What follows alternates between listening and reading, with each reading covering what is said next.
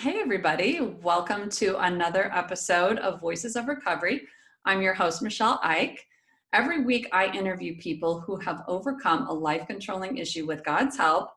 And today, my guest is Anthony Brown. And Anthony is the author of From Park Bench to Park Avenue. So, welcome to the show, Anthony. Well, thank you, Michele. How are you? Yes, I'm doing well. Actually, my laundry is piling up a bit because I've been reading your book nonstop for the past 3 days. Like, I just couldn't put it down. It was so good. So we'll be talking about that today. But tell us a little bit about yourself, Anthony. Um, I'm getting older because my hair is getting grayer. I there's a I don't know exactly what to say about me. I am employed as a director of nursing at a psychiatric facility where I get to be of service every day. I Mhm. also teach nursing science at a community college here in California. Um, I'm a published writer. I own a corporation.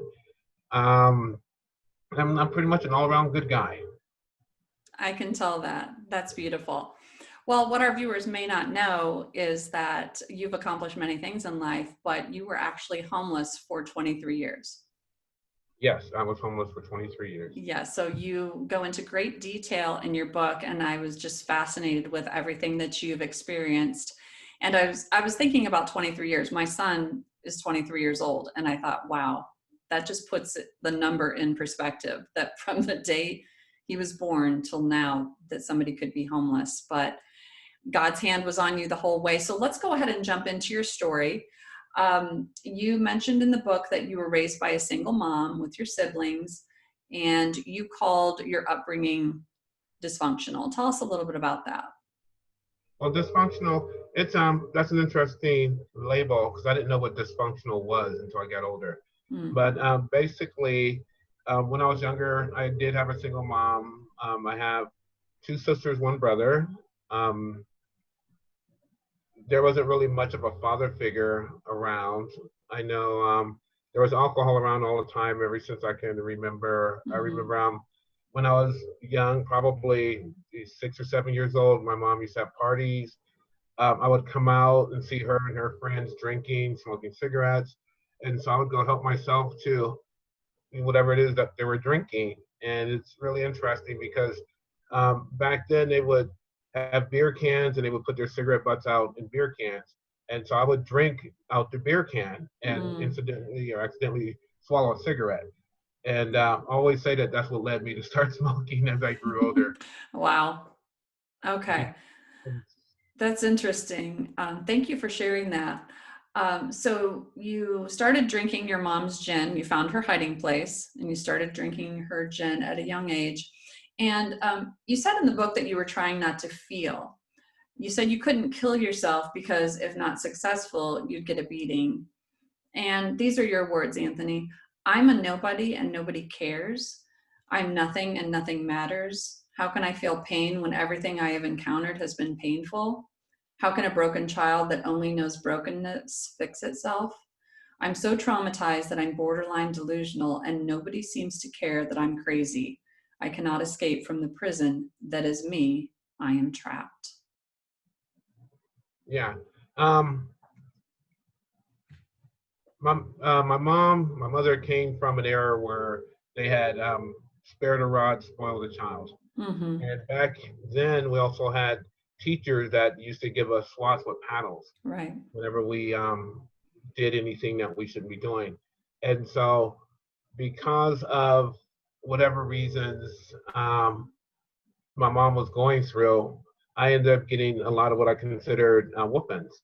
Okay. And those came in a variety of ways.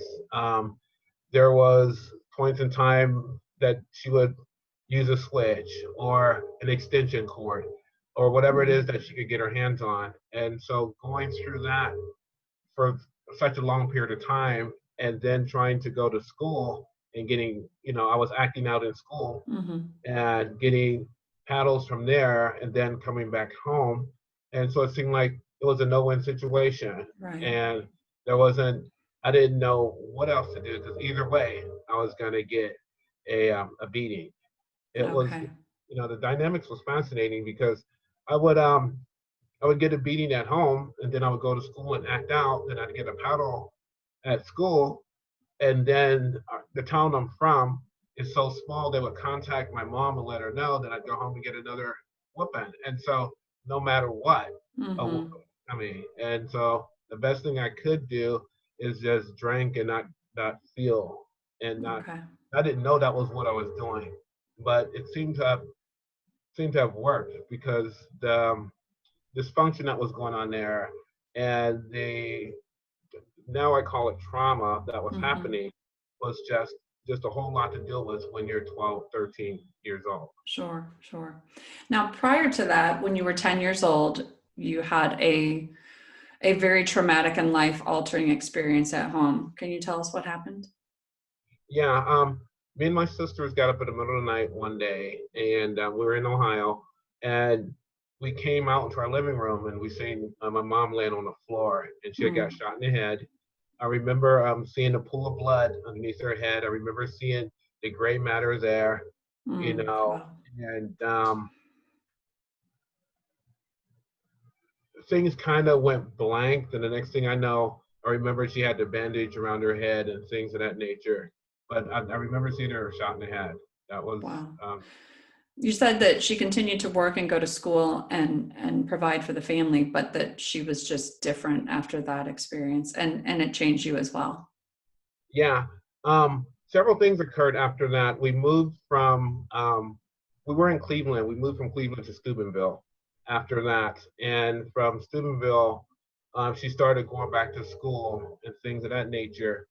Um, me, at that point, I thought since my mom did survive, I thought she was indestructible, Mm, but she got meaner. okay. And, as I think I was probably in the sixth grade, going from one city in the middle of a school year to another city Mm-hmm. was it was an adjustment. We were poor, Sure. we didn't have clothes. I wore a hand-me-down. Sometimes my pants was too short. People would make fun of me. Mm, I'd go home and act out. Then I would get, the beatings and then having to go to school. And it was just mm, this ongoing thing. And sure. so I just figured that, what really mattered, you know, Right. between winning for losing. Okay. It sounds extremely difficult. So you had a brief stint in the Navy, but you were only 15. So they released you. And then you joined a carnival for a time, just trying to escape. It sounds like you were trying to escape with drugs and alcohol and escape physically from your situation. And then you had a friend who decided, hey, let's go to California. Yeah. The carnival was fun because I ran away from home at 14. Mm, And back then I could hide out in abandoned houses and things like that in our little town. mm-hmm, And but it gets cold. And I remember when I was running away from home, I would get wooden milk crates and build furniture in these abandoned houses. But when it got cold, I burned my furniture. That attracted the police, and I got evicted from my the place I was trespassing. And wow. so that went on. And then a carnival came to town one day when I was 15, and I just thought, this is my this is my exit plan. And so I just ran off with Okay. the carnival.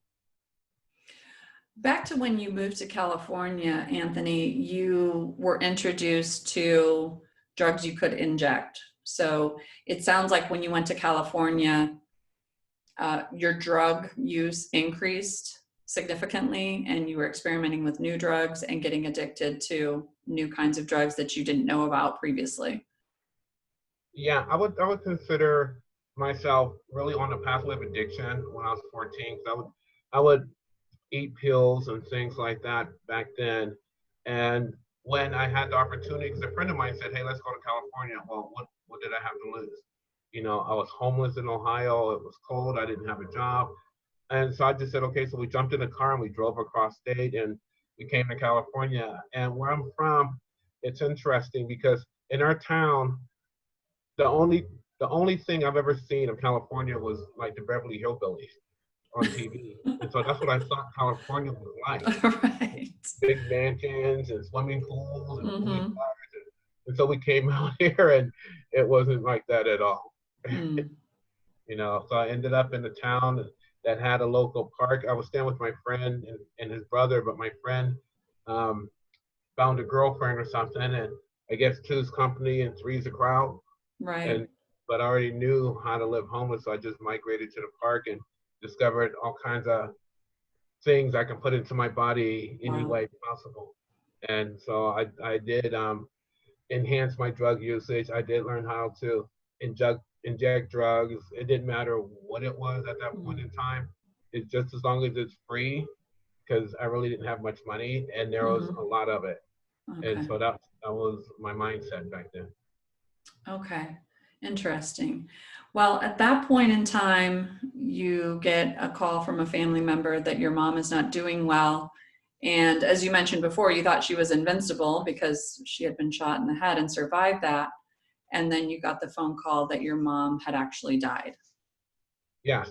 From the time I came to California, I somehow got a job at a fast food place, but I was stealing money out the cash register. And so the heat was on, so I transferred to um, another restaurant of that same franchise in a different city.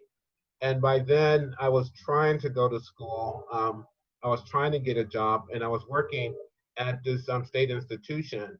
And then I got a phone call, and it was my brother. And from the time I came to California until then, I've never heard anything from my family. I would Mm, tell people I don't have a family, and then someone calls me up and go, "Hey, you have a call from your brother?" I'm like, mm, "Really?" And so then that's when he told me, "Hey, mom's dying." And I'm like, "Let me talk to her." And I can hear her voice, and it was raspy. And she says, "I'm dying." And I'm like, mm. "Okay, that's fine." But in my head, she was indestructible. Right. And so I'm like, "Okay, that's fine." And I was, busy getting high and things of that nature. And then a couple of days later, I get a phone call, and it was my sister, and she goes, "Mom's dead." And I'm like, "Wow, okay."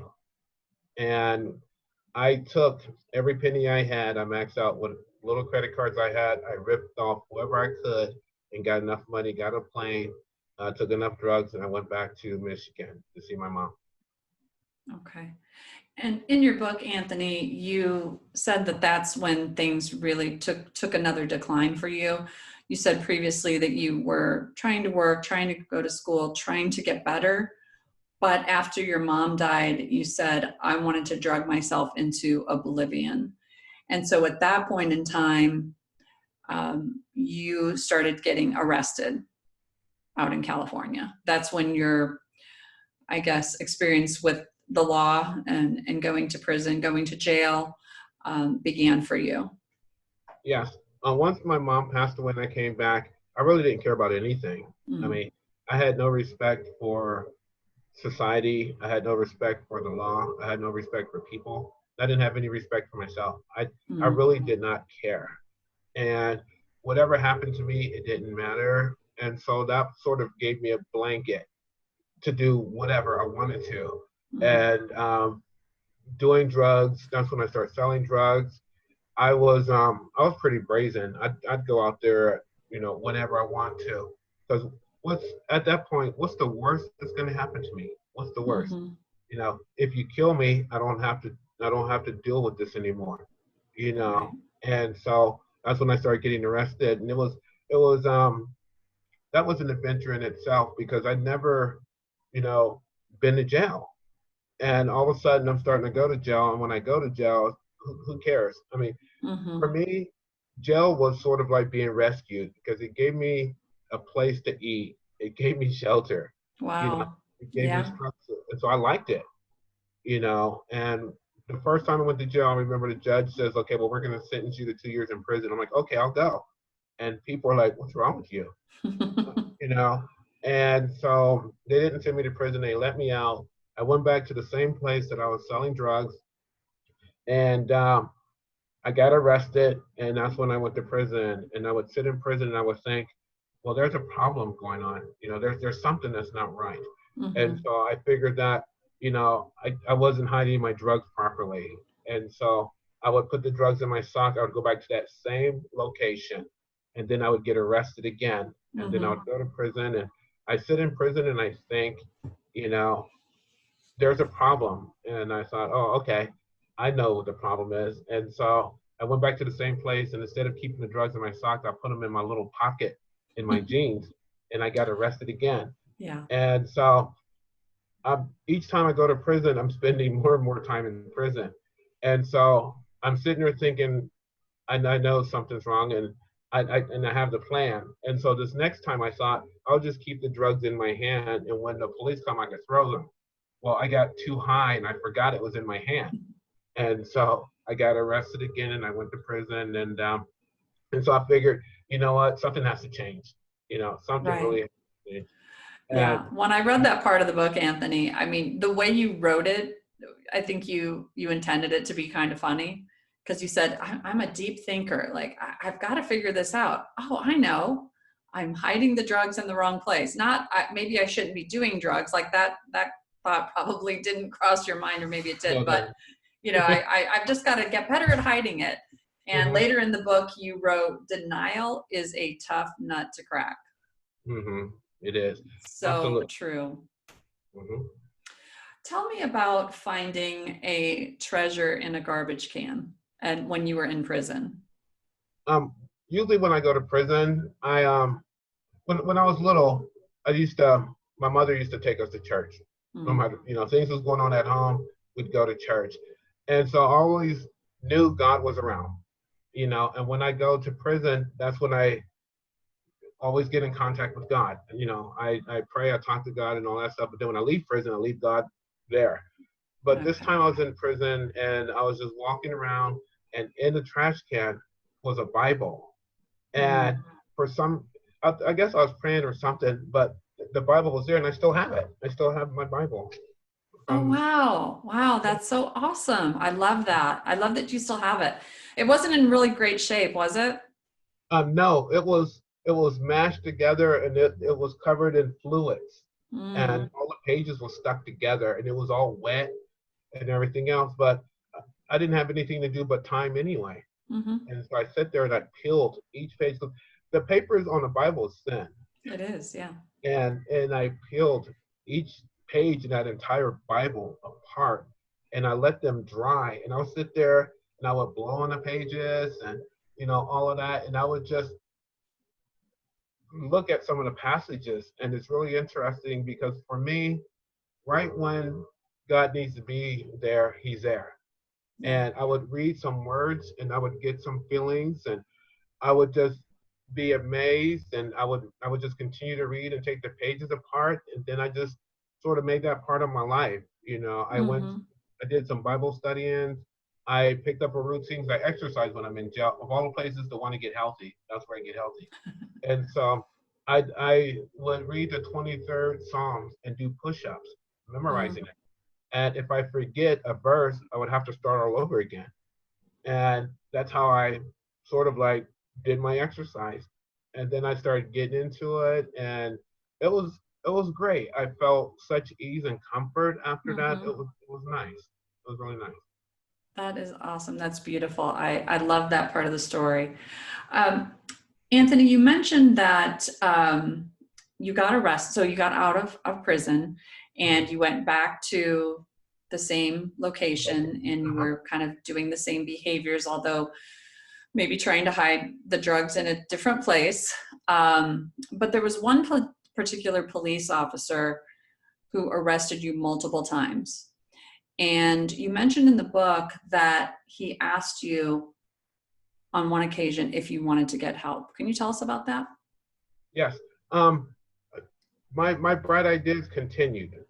I get out and go to the same place. Well, actually, my ideas had gotten enhanced. And so when I got out this last time, instead of going to that location, I went one block south, Mm. and I still got arrested.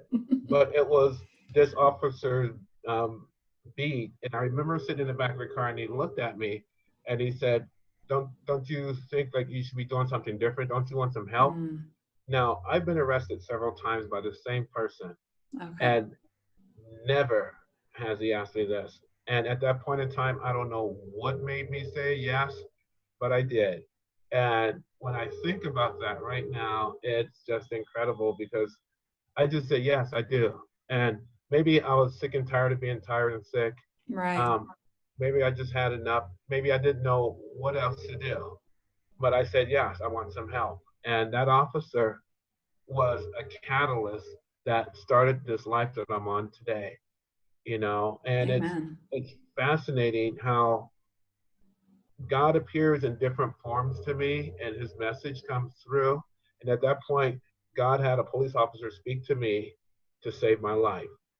And I will never, ever forget that.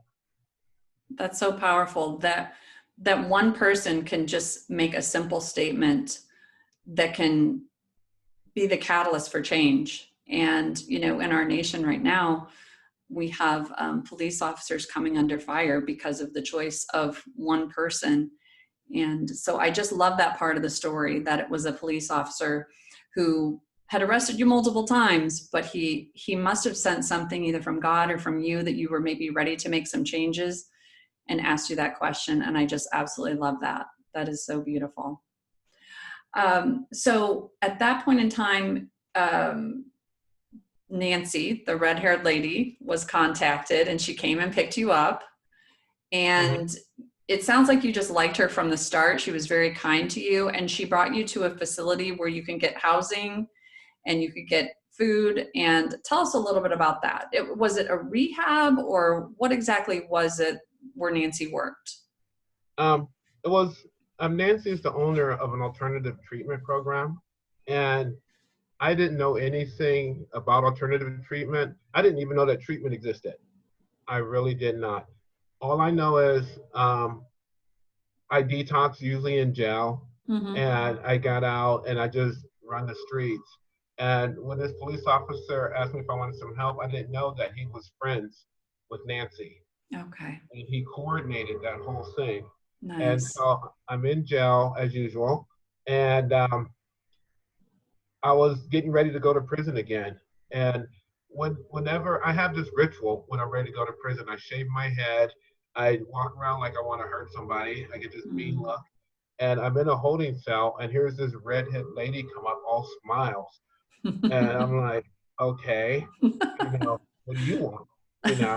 And she's like, well, do you want, I'm here to help you, and Mm-hmm. I'm like, okay, because from the time I was 14 until by then I was 35, nobody has ever said they wanted to help me. Wow. Nobody. I've been through abuse, I've been through drug addiction, I've been through homelessness, and throughout that whole duration, all of those years, nobody said, I'm going to help you. But she Mm. did it, and she did it with a smile. And I was Mm. skeptical, you know. And I'm like, okay. And then she told me that she had a program that she would scholarship me in and, take me in. And I'm like, okay, that's fine. And I still had one more bright idea. I thought that would be a great place to be able to sell drugs out of. But something happened in the holding cell. You Really? know, I prayed, and a representative from that program came and got me. And the first thing she said when she picked me up was she asked me if I wanted a cigarette. Now, nobody has been nice to me because I just don't hang out with that kind of people.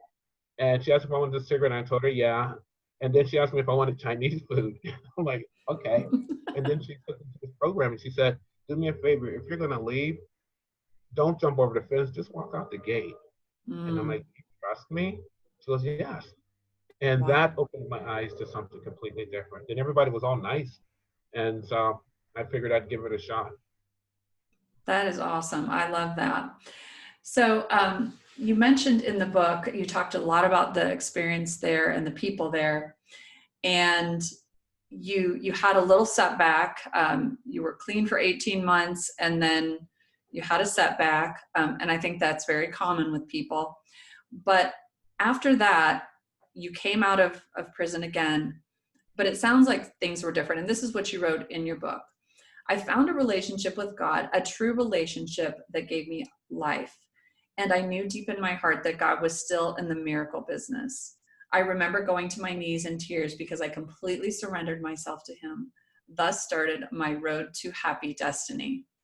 And that was in March of 1999. And you mentioned that that was the last time you took any mind altering drugs or alcohol. Yes, March 29th, 1999. Wow, that is so amazing. You said God began to open doors, and you had no idea that those doors were even there. He does a lot of work through people, and I love the way that you wrote about the people that you encountered. Not perfect, but still showing you kindness, asking, what you needed, helping you. And after being homeless for 23 years, this had to be an incredible breath of fresh air for you. It was different. It was an entire lifestyle change. Mm, It was culture shock. You know, I haven't lived indoors in 23 years. I haven't really worked in 23 years. I haven't done much of anything. Now I'm put in this environment where, you know, I have an address. mm, I have people who are consistently asking me, "How are you?" and they're smiling and they want right. to hang out with me. And and so I had that experience. And even though I had my setback, a seed had been planted. And I remember the last time I got released from prison, Nancy came and picked me up from prison. The same lady was still in my life. And when she did that, I just thought the world of that experience. And from there, that's where I had my first, I consider my first spiritual awakening, my first real spiritual awakening. Mm, that is so Yeah, powerful yeah, and I'm life a changing. It's incredibly life changing when you experience God like that. yeah, it was interesting because I I'm a firm believer in facts. That's how I am. And I Hmm. remember going to a park and I was laying on a bench and I looked up and I asked God, I go, you know what, God? I know cars run on gas and I know concrete objects are solid. I know this for a fact. Prove to me that you are there. I Hmm. asked that question. I Wow. had a profound impact at that point in time. I absolutely, to this day, and probably till I die, there is no doubt in my mind that God is there. There is Mm, no doubt from that experience. And I still feel it today. I feel it deep within me. And having that feeling and just doing what I feel He wants me to do for today, the results are I get this life I never could have imagined. I never could have imagined that I would have 5 degrees.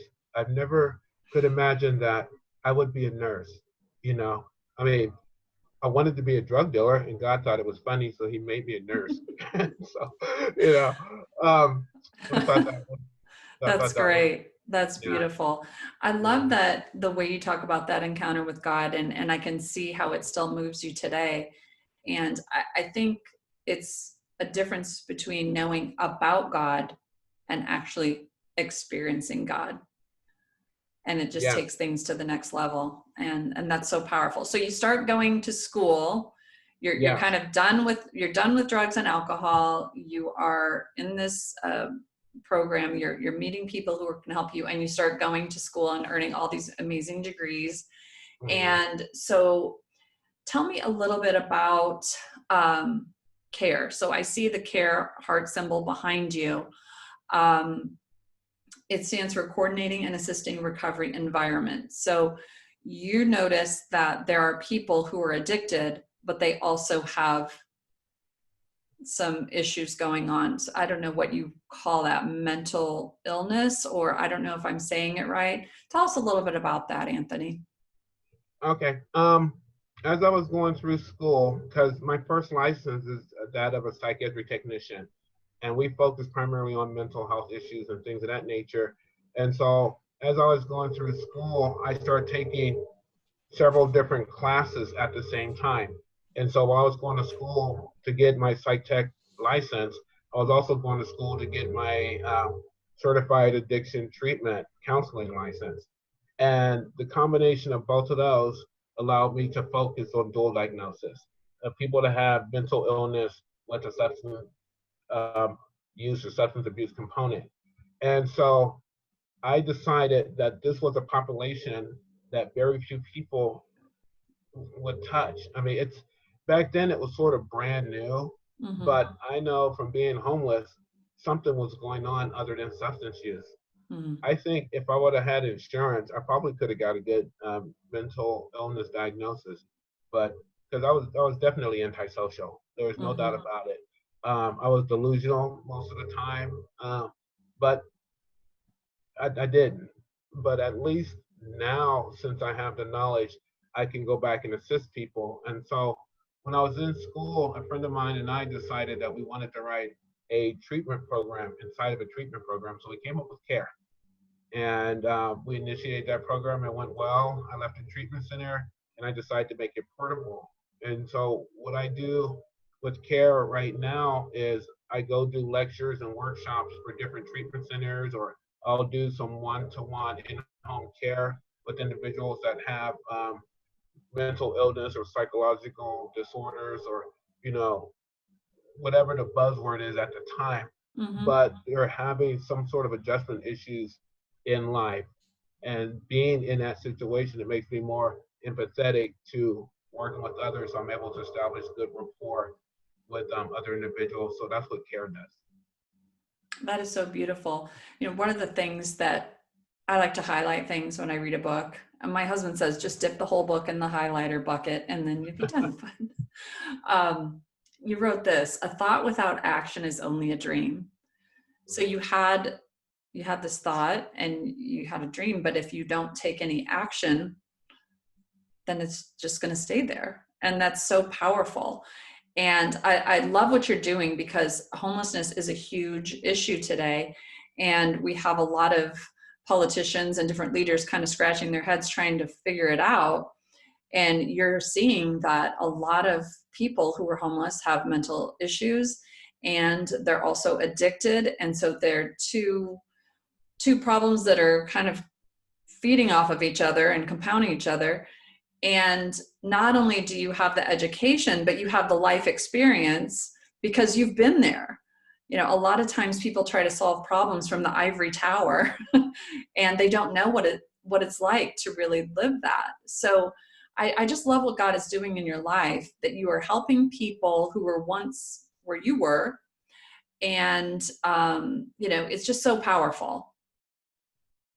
So I live by the philosophy: just do the footwork and leave the results up to God.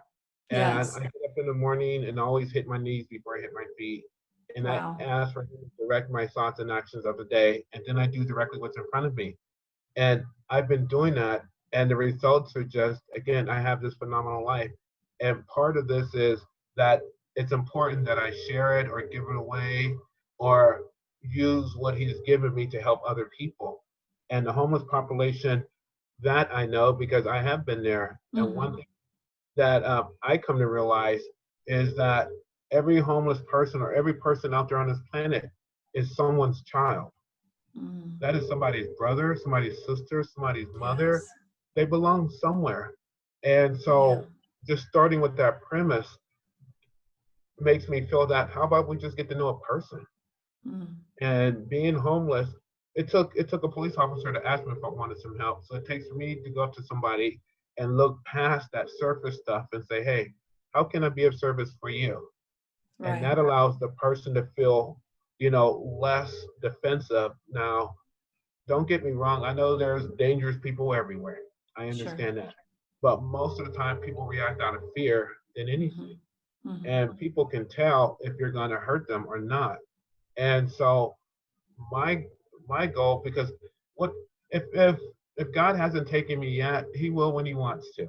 Mm-hmm. And so if I go out there to do things with people in that population, I'm going to be okay. I put throughout my years enough stuff in my body Mm-hmm. that, you know, if I was going to go, He would have took me. And I've been in situations that were dangerous. And if I was going to go, He would have took me. But obviously, it's not my time yet. Mm. I live by the philosophy that I know no matter what, eventually I'm going to leave this planet. Nobody comes on the earth and not leave. Right. And in between then and now, we're all going to get our scars. Mm. What I can do is walk by faith, knowing that Eventually, I'm going to leave, but at least I'm going to do the best I can with some of the gifts that God has given me, including being of service to people who are less fortunate. And so Amen. that's what I want to do. And it feels good. Yes. I'm able to. I have a roof over my head, and that's okay. I have food to eat, and even if I didn't have it, I'm still okay. I'm still okay That's because beautiful. yeah, it's what God wants me to do. That's my belief. Well, just as you were talking, I was thinking about just, you had birth trauma, you had a dysfunctional home, you had many things to overcome. You were homeless for 23 years, you were addicted to multiple drugs, you had some mental issues, as you've admitted. And, a lot of people would not bet on Anthony Brown to get multiple degrees, to do what you're doing. And like you said, God is still in the business of working miracles. So I'm hoping and praying that there are going to be many people who see this episode of Voices of Recovery and catch that hope in the miraculous, that God can definitely turn their situations around. It's so powerful. Thank you. It's possible, and I Yes. feel that this is what I. How else would God allow me to write a book? I mean, and it's funny because even the development of that book, people would say you should share your story, and because of where I'm at in society, I had some fears because I didn't want somebody to say, "Oh well, you're a teacher, but you're a homeless guy. Here's a stigma," Mm, or "You're a nurse, but you did drugs. Here's a stigma." And I right. prayed about it, and God placed my publisher in my life, and we prayed about it. Mm-hmm. And she says, "You know what? Let's put a human face behind this book." And I prayed, and I'm like, "Okay, let's do it because this is what God I feel God wants me to do." And so I did it. And there's not many people on this there's not many people that I know of that went from literally, park bench to Park Avenue. I, Right. you know, I started out with an eighth grade education and a box Yeah. of letters from prison. And God has given me all of this stuff. Now, this is only on loan. I don't get to keep this because when I Mm-hmm. leave Earth, none of this is going with me. It's all God's stuff. Right. And I understand that, you know. And so the best I can do is to enjoy the gifts that he puts in front of me. And it's not mine, so I don't mind, saying here's a couple of dollars here, or you need a laptop here. That's fine because it's not mine anyway, you Wow. know. And the end result is it seems like once I give something away, God puts something bigger in my hand. Mm. And I just bought a mansion for homeless people, and I was homeless. How does that happen? And it's because Right. God is still in the miracle business. And Amen. so, and Yes. that's why I wanted people to see that in a book that there is hope, that no matter how far down in life you are or have gone, there's still a light at the end of that tunnel. Our job is to see if I can just get you to open your eyes a little bit to see it. Amen. Very well said, Anthony. And I'm so glad that you brought up the Brown House. So this is a mansion that you purchased. It's in Ohio, and it needs a little TLC. It's been neglected a bit, but the part of the proceeds for your book, From Park Bench to Park Avenue, will go to fund the Brown House. And you basically want to create a safe place for people to go to get the kind of help that at one point you needed in your life. Is that correct? Yes, Brown Manor is it's an interesting project, and there's a whole story behind how all that came about. But I did buy a 9,000 square foot house, and I am gonna design it just for homeless people. Um, a lot of times people ask me, well, are they gonna live there, or what's exactly gonna happen? Mm-hmm.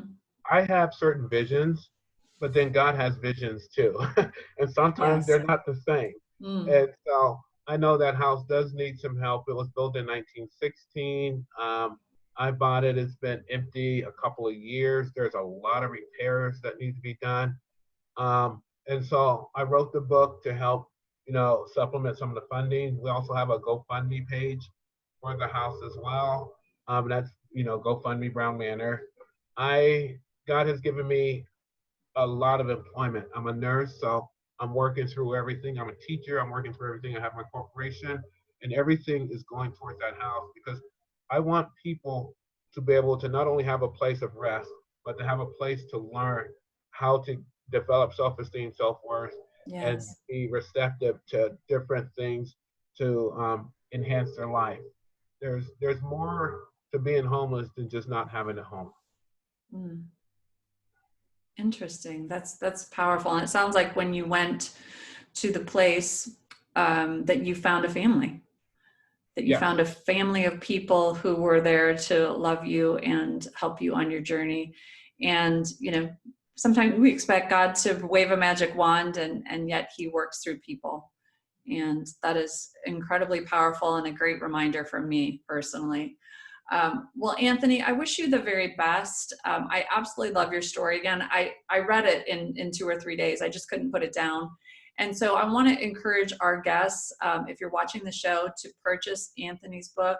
There are so many things that he didn't get to talk about in today's interview just because, he's had so many amazing life experiences. And again, part of the proceeds will go to the Brown Manor and getting that fixed up to help people. And I know that that's Anthony's heart, is to help people. And he's doing that each and every day with the gifts that God has blessed him with. And so it's just such an honor to meet you and to talk to you.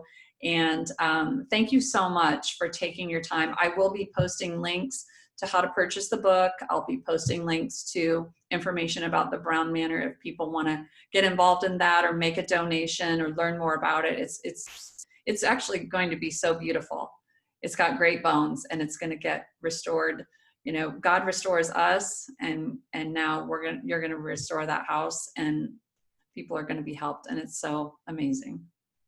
Well, thank you, Michelle. I appreciate you giving me the Yes. opportunity and spending Yes, time. I know you're extremely busy, Anthony, but thank you so much for taking your time. And I want to thank everybody who's watching this episode of Voices of Recovery. If you're new here, we welcome you. We're creating a safe place where people can go for support and encouragement on their journey with God. So please give our page a like or a follow. And if you feel led, please share this message or host a watch party, because I really feel like there are many, many people who would benefit from what Anthony has to say and the wisdom that he has and the experiences that he's had in his life, because it is truly miraculous what God has done for you. Well, thank you. All right. Well, God bless you on your endeavors. Again, thank you everyone who watched, and thank you for sharing. And until next time, this is Voices of Recovery, and God bless you. God bless you, Anthony. Bye-bye. Bye.